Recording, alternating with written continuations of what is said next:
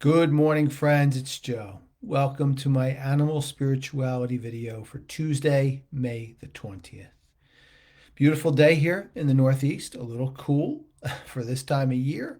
Nice brisk walk with the dogs this morning, and good way to start the day along with my prayer and meditation time.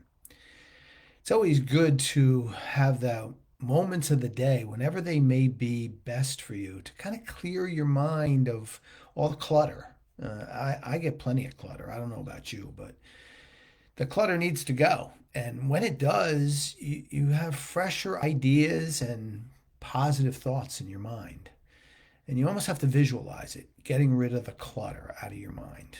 It's just something to think about as we begin our thoughts today.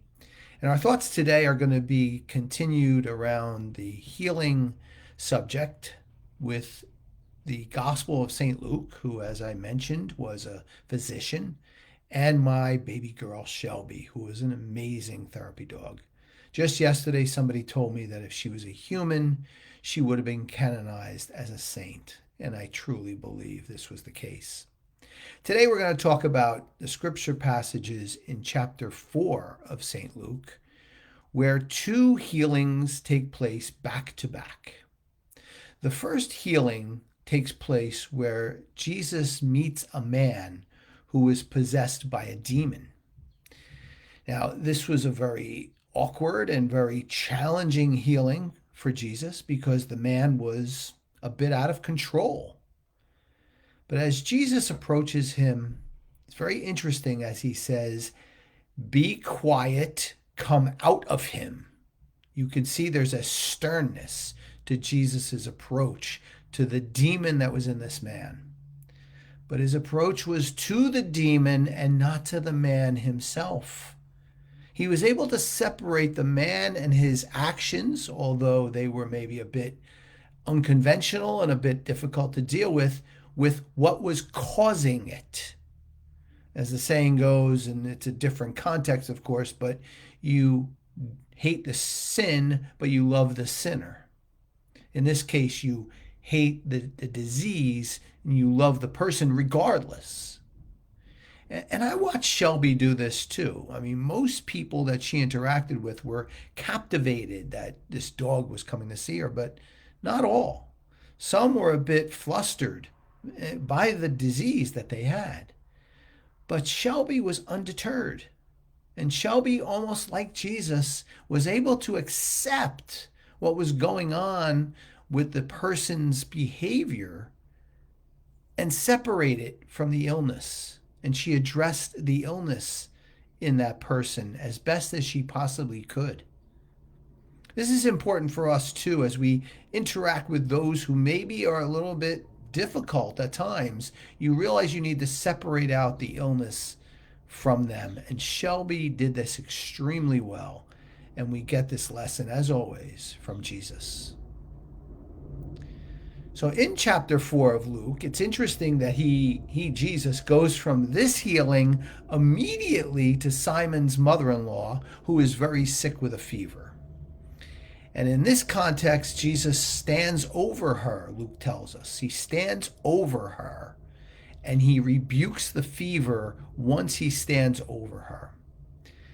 This, I sense, is the amazing confidence of Jesus and taking control of the situation where you are in a position where you are healing somebody else. It's not ego. It's not, I'm going to be a dictator here. It's a very calming but powerful control that you take, knowing, this is the important part, that God is really on your side as you're performing this healing. Now, this was Shelby at her finest. Many people misunderstood her and took her for oh, gee, wonder what's really going through her mind. Her stoic nature was so powerful all of her life. She knew, I believe she absolutely knew, that she couldn't remove it one day and get it back the next day. She had to have that stoic nature about her so that she could, to the extent she was possible, take control, that calming control, and try to be there and heal others. What about you and I? We could do the same. We can absolutely do the same in both of these contexts.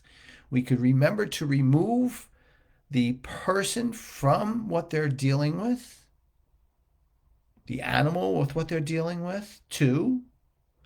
And then, yes, we can have that quiet control without ego by knowing that God is really driving us and is in us as we are performing this healing nature to somebody who needs compassion. Well, my friends, that's my message for you for today on animal spirituality, mixing in Jesus in the Gospels, and the all-important subject of healing others. Can it be done? Yes, it can. Does it take focus and controlling our thoughts as much as we possibly can? Yes, it does. Is it worth the effort? It absolutely is. My friends, I always welcome your comments and your thoughts. And if this video is helpful for you, I always ask you to share it on your page for others. I always thank you for being here and appreciate your presence here with me more than anything else. Have a little uncertainty in my week going forward, but I will be back with you at least one day, I believe, for another scripture reflection. Until then, take good care.